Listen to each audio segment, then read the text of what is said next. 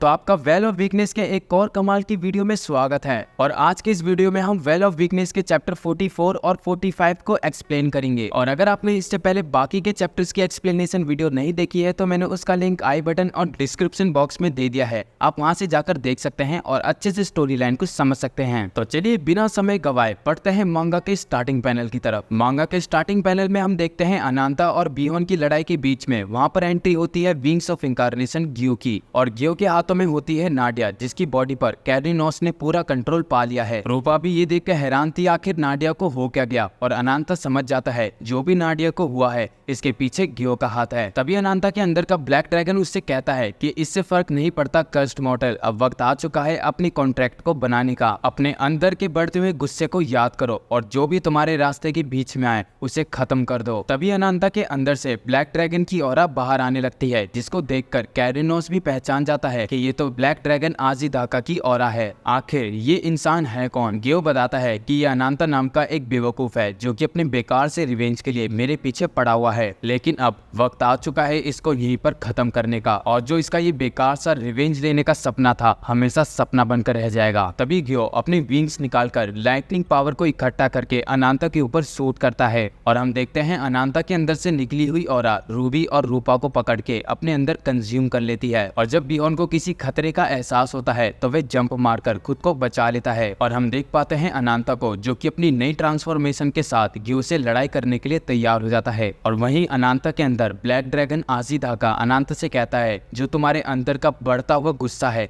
वो कुछ नहीं, वो सिर्फ तुम्हारा दुख है अपने गांव वाले और अपनी बहन को गवा देने का। अनांता गुस्से में कहता है कि मेरा गुस्सा मेरे काबू में है और मैं जानता हूँ उसको कब और कैसे यूज करना है, अगर तुम मुझसे ऐसे ही बकवास करते रहे तो मैं तुम्हें मार डालूंगा। फिर हम देखते हैं ब्लैक ड्रैगन अपनी बीस्ट फॉर्म को छोड़कर अपनी ह्यूमन फॉर्म में आता है, और हमें पता चलता है ब्लैक ड्रैगन आजीदाका नहीं आजीदाकी है। ओह माय गॉड, मैंने नहीं सोचा था कि ब्लैक ड्रैगन लड़की होगी। मैं सही बता रहा हूँ, ये गलत किया इन लोगों ने, मतलब कि एकदम से वक्त बदल दिया, जज्बात बदल दिए, जिंदगी बदल दी। वाह, चलो ठीक है, कुछ सोच कर ही क्या होगा इन लोगों ने। हाँ तो फिर ब्लैक ड्रैगन अनांता से कहती है जिस जगह पे इस समय तुम हो ये मेरा रियल्म है और मैं हर तरह के डिजायर्स को यानी कि हर एक चीज को यहीं पर जला देती हूँ। फिर वे अपने मैजिक से एक मिरर बनाकर अनांता से कहती है इस धरती पर ऐसे बहुत से लोग हैं जिन पर तुम्हें अपने गुस्से का इस्तेमाल करना होगा। तुम ब्लैक ड्रैगन की पावर का तभी पूरा इस्तेमाल कर सकते हो जब तुम अपने गुस्से को पूरे पीक लेवल पे ले जाओगे, और इस समय तुम देख सकते हो तुमने पहले एक ऐसे दुश्मन से फाइट ली थी जो तुम्हारे बाकी के दुश्मनों से काफी ज्यादा ताकतवर था। चाहे तुम कितनी ही इविल स्पिरिट्स को हराकर उनकी पावर को कंज्यूम कर लो, लेकिन जब तक तुम अपने गुस्से को ना बढ़ा लो तब तक तुम उस दुश्मन को नहीं हरा पाओगे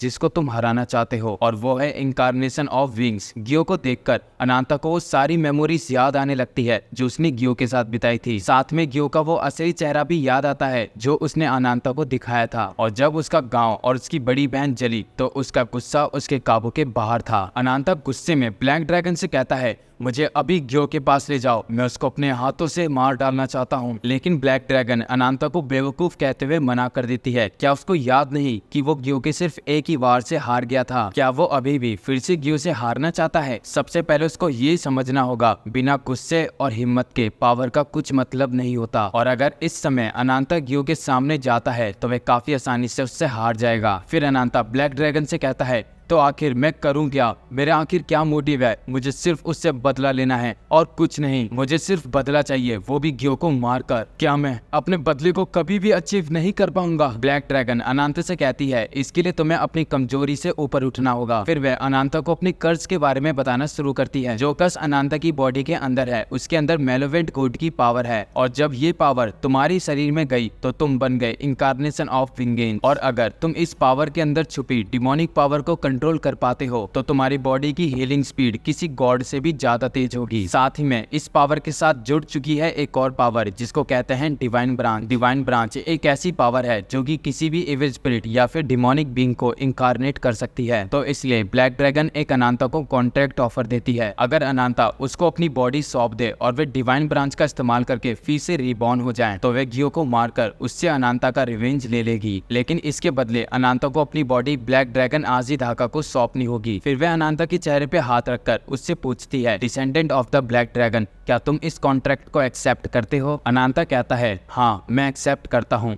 लेकिन जो रिवेंज लेने की बात है वो मैं लूंगा। मैं अपने हाथों से गियो को मार डालूंगा। फिर ब्लैक ड्रैगन हंसते हुए कहती है, चलो देखते हैं तुम कितना स्ट्रगल करते हुए गियो को हराओगे। वहीं बाहर अनांता अपने मुंह के अंदर फ्लेम चार्ज करके गियो के ऊपर फेंकने वाला था और वहीं गियो भी अपनी ताकत से अपनी पावर को चार्ज कर लेता है। दोनों ही एक दूसरे के ऊपर अपनी पावर से हमला करते हैं, लेकिन दोनों की ही पावर आपस में टकराकर डिस्ट्रॉय हो जाती है। तभी उस लड़ाई में कैरनोस भी ज्वाइन होता है और वे नीचे आते हुए अनांता को अपनी इविल वाउंड से जकड़ लेता है और इस अपॉर्चुनिटी का इस्तेमाल करके गियो अपनी सिंगल हैंड से अनांता के ऊपर लाइट फेंक कर उसकी आधी बॉडी डिस्ट्रॉय कर देता है। ये देखकर कैरनोस इंप्रेस था। आज भी गियो की लाइट अटैक में उतना ही ताकत है जितनी पहले थी। गियो कहता है, शायद किसी को डिस्ट्रॉय करने के लिए मेरा हाथ हिलाना ही काफी होगा। तभी ही गियो को आवाज आती है, विंग्स ऑफ इनकार्नेशन, शायद तुम भूल चुके हो, मैं एक कर्स हूँ। ये कहते हुए अनांता अपने मुंह के अंदर डिवाइन पावर चार्ज करके गियो के ऊपर शूट करता है। वही अनांता के अंदर रूपा और रूबी फंस चुके हैं और वे अनांता को ढूंढ रहे हैं, जिसको उसकी कर्स पावर ने पूरी तरीके से पकड़ा हुआ है और वह अपनी कर्स पावर और साथ ही में डिवाइन ब्रांच का इस्तेमाल कर रहा है गियो के खिलाफ लड़ने के लिए। वहीं बाहर हम देखते हैं जब अनांता की पावर गियो को लगती है तो उसका आधा विंग डिस्ट्रॉय हो जाता है और ये देखकर विंग्स ऑफ इनकार्नेशन को काफी गुस्सा आ रहा था कि अनांता की आखिर इतनी हिम्मत कैसे हुई ये हरकत करने की। फिर जब वह बीहोन को अनांता के ऊपर हमला करने के लिए कहता है तो डायमेंशनल पोर्टल को तोड़ते हुए बीहोन उसके ऊपर अपने पंच मारकर उसको नीचे गिरा देता है और इस पंच को खाने से जब अनांता की बॉडी गिरती है तो रूपा और रूबी भी खुद को इस झटके से संभाल रहे थे। तभी अनांता उस कर्ज से छूटकर नीचे गिर जाता है और जब रूबी खुद को संभाल कर अपने सामने देखती है तो उसे अनांता दिखता है जो कि अब जमीन पर आ चुका है और वह रूपा के सामने ही अपने इनकार्नेशन फॉर्म में आकर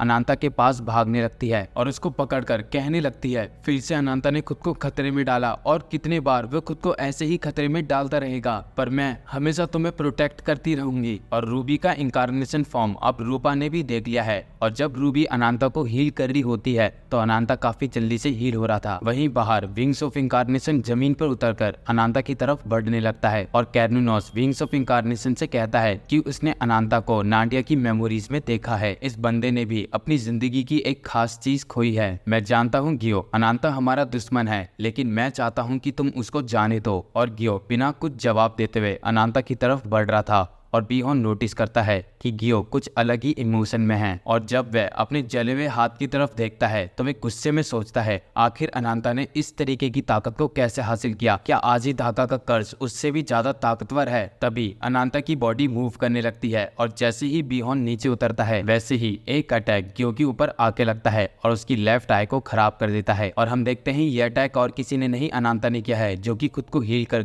फिर से विंग्स ऑफ इनकार्नेशन के खिलाफ लड़ने के लिए तैयार हो जाता है। बीहोन अनांता के बीच में आने वाला था, तभी वहाँ पे रूपा आकर बीहोन के ऊपर हमला करने की कोशिश करती है, लेकिन बीहोन अपनी फिस्ट से उसके हमले को ब्लॉक कर लेता है और रूपा बीहोन से अकेले लड़ाई करने के लिए तैयार हो जाती है। और वही विंग्स ऑफ इनकार्नेशन गियो अपनी आंख की तरफ हाथ रखते हुए अनांता की तरफ गुस्से में देखने लगता है। यहाँ से सीन शिफ्ट होता है और हम पॉ और ब्लैकफुट को देखते हैं जो कि दूर से इस लड़ाई को देख रही है। पॉ अपने हेडक्वार्टर को लेविटिन फोर्ट्रेस की सिचुएशन के बारे में बता रही थी कि लेविटिन फोर्ट्रेस के ऊपर विंग्स ऑफ इनकार्नेशन ने हमला किया है और उसको रोकने के लिए इनकार्नेशन ऑफ विंगेज उसके खिलाफ खड़ा हुआ है। और हम देखते हैं अनांता अपने विंग्स निकालकर आजी धागा की ट्रू फॉर्म में आ जाता है और वही बैकग्राउंड में पॉ कह रही होती है कि इस लड़ाई का रिजल्ट जल्दी ही बाहर निकलकर आने वाला है और जब ये लड़ाई खत्म होगी तो हम अपने हेडक्वार्टर में वापस आ जाएंगे और अब हमें फाइनल फाइट देखने को मिलेगी अनांता वर्सेस गियो की। दोस्तों मुझे कहने में अच्छा नहीं लग रहा, लेकिन कहना पड़ेगा। इसी के साथ इस एपिसोड का एंड होता है और जब वेल ऑफ वीकनेस का एक और लेटेस्ट चैप्टर बाहर निकल कर आएगा तो हम उसको भी एक्सप्लेन कर देंगे। तो गाइस सबसे पहले एपिसोड देखने के लिए कर दीजिए चैनल को सब्सक्राइब, क्योंकि बहुत से लोग अभी भी चैनल को सब्सक्राइब नहीं करते। तो प्लीज गाइस चैनल को सब्सक्राइब तो कर दो, उल्टा आपको ही सबसे पहले वीडियो देखने का मौका मिलेगा। और अगर आपने चैनल को सब्सक्राइब कर दिया है तो इसके लिए दिल से शुक्रिया। मैं आपके लिए जल्द से जल्द वीडियो लाने की पूरी कोशिश करूंगा। तो अभी के लिए मैं चलता हूँ और जब भी वेल ऑफ वीकनेस का चैप्टर आएगा तो मैं आपके लिए सबसे पहले लाने की पूरी कोशिश करूंगा। तो अब